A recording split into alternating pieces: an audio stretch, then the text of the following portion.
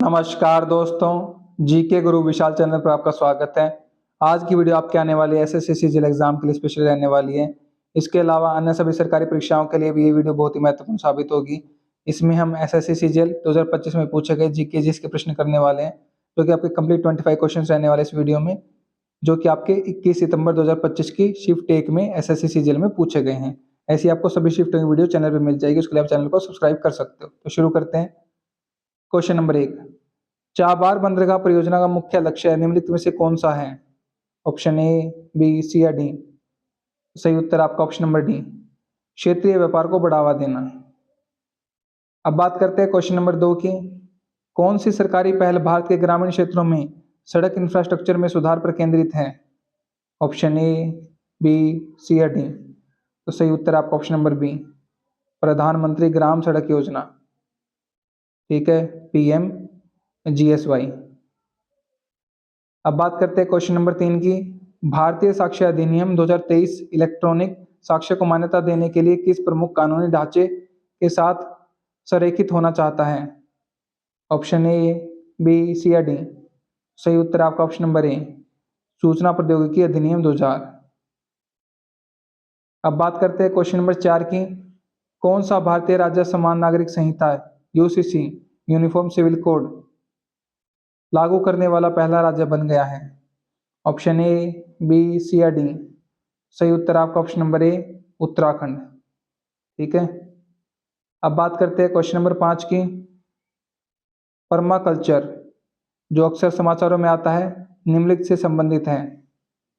Option A, B, सी या D. तो सही उत्तर आपका ऑप्शन नंबर डी, टिकाऊ कृषि पारिस्थितिकी तंत्र का विकास से संबंधित है। ठीक है। अब बात करते हैं क्वेश्चन नंबर 6 की। चंबल के बीहड़ भारत के किन राज्यों में पाए जाते हैं? ऑप्शन ए, बी, सी या डी। तो सही उत्तर आपका option number B, Rajasthan, Madhya Pradesh और उत्तर प्रदेश में।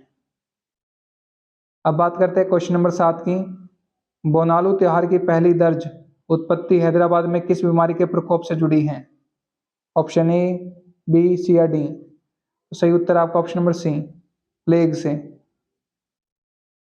अब बात करते हैं क्वेश्चन नंबर 8 की। चित्तौड़गढ़ किले के बारे में निम्नलिखित कथनों पर विचार करें।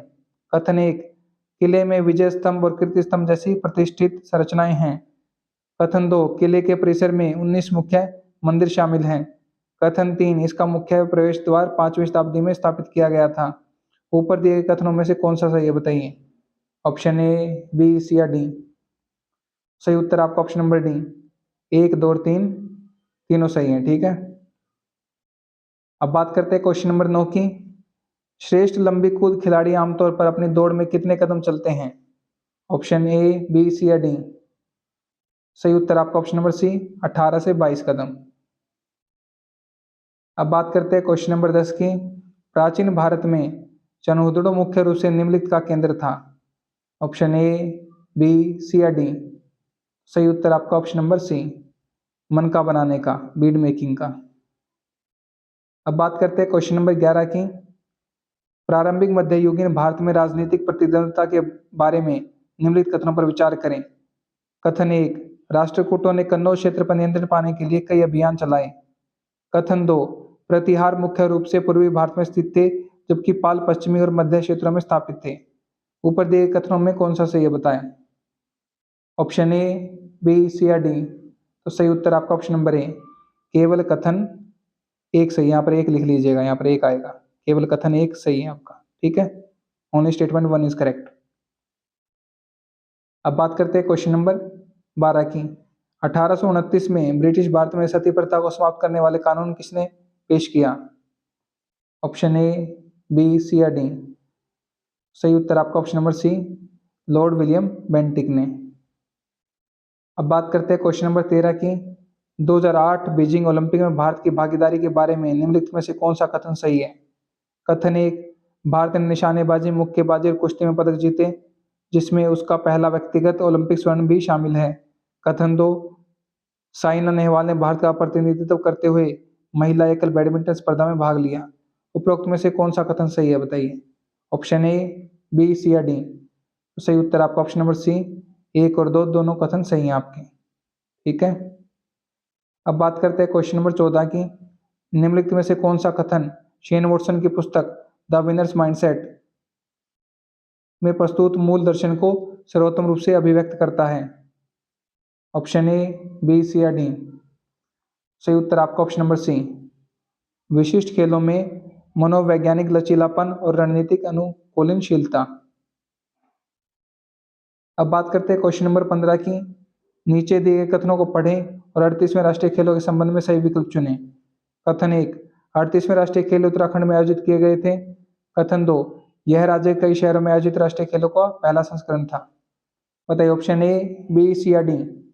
सही उत्तर आपका ऑप्शन नंबर सी। कथन 1 और कथन 2 दोनों सही हैं। अब बात करते हैं क्वेश्चन नंबर 16 की। रिक्त स्थान भरें। अनुच्छेद 249 के तहत राज्यसभा की विशेष शक्ति उसे संसद को डैश सूची में विषय पर कानून बनाने के लिए अधिकृत करती हैं। ऑप्शन ए, बी, सी या डी। सही उत्तर आपका ऑप्शन नंबर ए, स्टेट यानी राज्य सूची के विषय पर। अब बात करते हैं क्वेश्चन नंबर 17 की। अभिकथन ए और कारण आर को चिन्हित निम्नलिखित कथनों को पढ़िए, सही विकल्प चुनिए।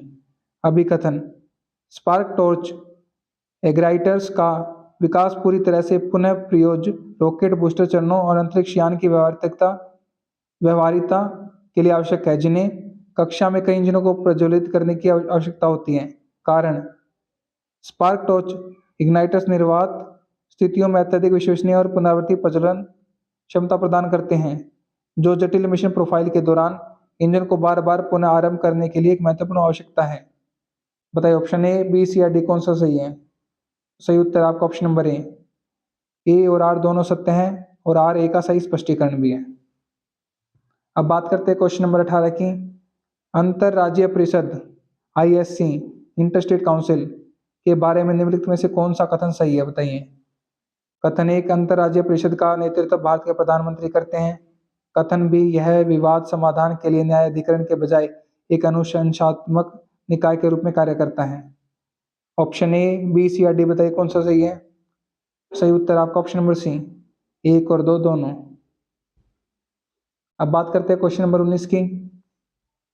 सौर भट्टियों में सूर्य के प्रकाश को केंद्रित करने के लिए किस प्रकार के दर्पण का उपयोग किया जाता है? ऑप्शन ए, बी, सी या डी। सही उत्तर आपका ऑप्शन नंबर सी, कॉनकेव यानी अवतल का। ठीक है, अवतल दर्पण का उपयोग किया जाता है। अब बात करते हैं क्वेश्चन नंबर 20 की। लावणी महाराष्ट्र का एक लयबद्ध और कामुक लोक नृत्य है। इसके साथ कौन सा पारंपरिक ताल वाद्य बजाया जाता है? ऑप्शन ए, बी, सी या डी। तो सही उत्तर आपका ऑप्शन नंबर सी, इसके साथ ढोलकी बजाया जाता है। अब बात करते हैं क्वेश्चन नंबर 21 की। नीचे दिए गए कथनों को अभिकथन और कारणार से चिन्हित कर सही विकल्प चुनें। अभिकथन, स्वायत्त निवेश में वृद्धि से राष्ट्रीय आय में कई गुना वृद्धि होती है। कारण, ऐसा इसलिए होता है क्योंकि बचत की सीमांत प्रवृत्ति 1 से कम होती है। ऑप्शन ए, बी, सी या डी बताइए कौन सा सही है? सही उत्तर आपका ऑप्शन नंबर ए और आर दोनों सत्य हैं तथा आर ए का सही स्पष्टीकरण भी है। ठीक है, दोनों सत्य और कारण भी सही है। अब बात करते हैं क्वेश्चन नंबर 22 की। नीचे दिए गए कथनों को अभिकथन और कारण से चिन्हित करें, सही विकल्पों पर निशान लगाएं। अभिकथन, वैश्विक व्यापार सुगमता EODB, ease of business doing business ranking में व्यवसाय शुरू करने को सबसे अधिक महत्व दिया गया है। कारण, व्यवसाय शुरू करना उन 10 संकेतों में से एक था जिन पर विचार किया गया था। बताइए ऑप्शन ए, बी, सी या डी कौन सा सही है? तो सही उत्तर आपका ऑप्शन नंबर डी, ए गलत है। ठीक है, कथन आपका गलत है और लेकिन जो आर है आपका सत्य है, कारण आपका सत्य है। ठीक है। अब बात करते हैं क्वेश्चन नंबर 23 की। हरित क्रांति की समग्र सफलता के बावजूद क्षेत्रीय असमानता का कारण क्या है? ऑप्शन ए, बी, सी या डी। सही उत्तर आपका ऑप्शन नंबर सी, उच्च उपज वाले बीजों की पहुंच केवल अच्छी तरह से सिंचित क्षेत्रों तक सीमित। अब बात करते हैं क्वेश्चन नंबर 24 की।